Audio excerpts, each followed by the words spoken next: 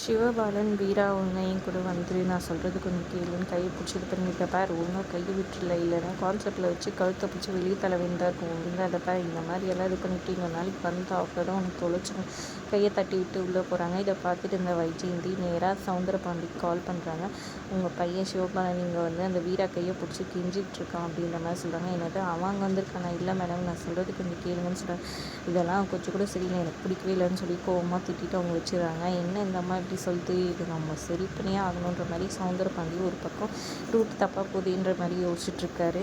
இன்னொரு பக்கம் இங்கே பார்த்தீங்கன்னா இவங்க உடன்கூடிய வந்துட்டு குரு வந்து பிடிச்சிடுறாரு. பிடிச்சிட்டு நீ நிறைய காட்டன் வாங்கியிருக்க மெடிக்கல்ஸில், எதுக்காக வாங்கினேன்னு ஒரு மாதிரி கேட்க, அது வந்து நீங்கள் எதுக்கு இதெல்லாம் கேட்டிருக்கீங்க மாதிரி சொல்ல, அப்புறம் பலார்னு அடிச்சு எதுக்கு வாங்கினேன்னு கேட்க, பரணி மேடம் தான் வாங்கிட்டு வர சொன்னாங்கன்னு சொல்கிறாங்க. ஓ மாட்டினீங்களா, வாங்க அப்படின்னு சொல்லிட்டு இழுத்துட்டு போகிறாங்க கிளினிக்கு. அங்கே போனால் சண்முகமும் இருக்கார். உடனே செக் பண்ணுங்கள், நீங்கள் எல்லாம் மாட்டினீங்க, உங்கள் கிளினிக்கை செக் பண்ணோம் அப்படின்ற மாதிரி செக் பண்ண சொல்கிறாரு அவங்க ஆளுங்களை விட்டு குரு. நீங்கள் எதுக்காக செக் பண்ணால், இது என்னோடய ப்ரைவேட் கிளினிக், நான் வந்துட்டு லைசன்ஸ் கட்டி இது பண்ணிட்டுருக்கேன், நீங்கள் சர்ச் பண்ணணும், வாரண்ட் வேணும், அதெல்லாம் வச்சுட்ருக்கீங்களா, பர்மிஷன் இருக்கா அப்படின்ற மாதிரி கேட்க, அதெல்லாம் கிடையவே கிடையாது, நீங்கள் வந்துட்டு அந்த வெங்கடேஷன் எங்கேயும் இது பண்ணி வச்சுட்ருக்கீங்க, அவன் மேலே நிறைய கேஸ் இருக்குது, அதுலேயும் முக்கியமாக வைஜெயந்தி மேடம் வீட்டில் துப்பாக்கி திருடின கேஸ் இருக்குது, அதனால் நாங்கள் செக் பண்ணி தான் ஆகும்னு சொல்லிட்டு போய் செக் போகிறாங்க. உடனே போய் பார்த்தா வேறு ஒரு பேஷண்ட் தான் அந்த இடத்துல படுத்துட்ருக்காரு. உடனே ஷாக்காகி போயிடுறாரு. அப்போ வெங்கடேஷன் இல்லையான்ற மாதிரி, என்ன சார் நீங்கள் இப்படியெல்லாம் பண்ணுறது ரொம்பவே தப்பு, அந்த வெங்கடேஷன் கையில் கிடச்சா நானே பொழுந்துட்டுவேன், நீங்கள் நான் இவ்வளோ ஓவராக பண்ணிட்டுருக்கீங்கிற மாதிரி சாரின்ற மாதிரி சொல்லிவிட்டு அங்கே வந்து போயிடுறாங்க. உடன்கூடியும் விட்டுட்டு, நல்ல வேலைப்பா, நான் கொஞ்சம் லேட்டாக தான் இது பண்ணேன், நீ அந்த மாதிரி சொன்னனால தான் அவன் நம்பிட்டான், எப்படியும் நல்ல வேலை நம்ம வந்துட்டு அந்த வெங்கடேஷனை எடுத்து மாற்றினது நல்லதாக போயிடுச்சுன்னு சொல்கிறாங்க.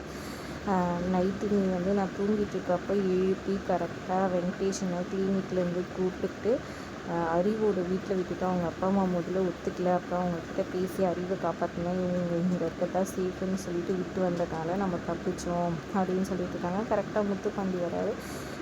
என்ன ஆச்சுன்னு கேட்க, இந்த மாதிரி நடந்துச்சுன்னு சொல்கிறாங்க. ஆனாலும் அங்கே வச்சுட்டு கூட அவனை சேஃப் கிடையாது, நம்ம ஜெயிலுக்கு கூட்டிகிட்டு போயிடுறது தான் சேஃப் அவனுக்கு அப்படின்னு சொல்கிறாங்க. ஆனால் ஜெயிலுக்கு கூட்டிகிட்டு போக முடியாது, 3 நாள் ட்ரீட்மெண்ட் எடுத்தே ஆகணும், அது வரைக்கும் யாரும் எதுவும் பேசாதுன்னு பரணி ஒரு பக்கம் சொல்லிடுறாங்க.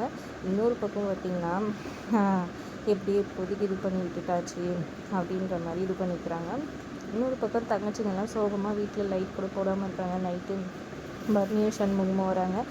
என்னாச்சு லைட்டாக அக்காங்க 2 பேரும் அப்செட்டாக இருக்காங்கன்னு கனி சொல்கிறாங்க. சரி சரி வா, பிரியாணி வாங்கிட்டு வந்திருக்கேன், வாங்க சாப்பிட்லான்னு சொல்லி கூப்பிட்டு, சூப்பர் பிரியாணி வானான்னு சொல்லிட்டு எல்லாருக்கும் ஒரே தட்டில் போட்டு சாப்பிட்றதுக்காக கூப்பிட்றாங்க. எல்லாருமே அப்படியே உட்காந்துருக்காங்க. அவங்க அப்பாவுமே வரமாட்டேங்கிறாரு.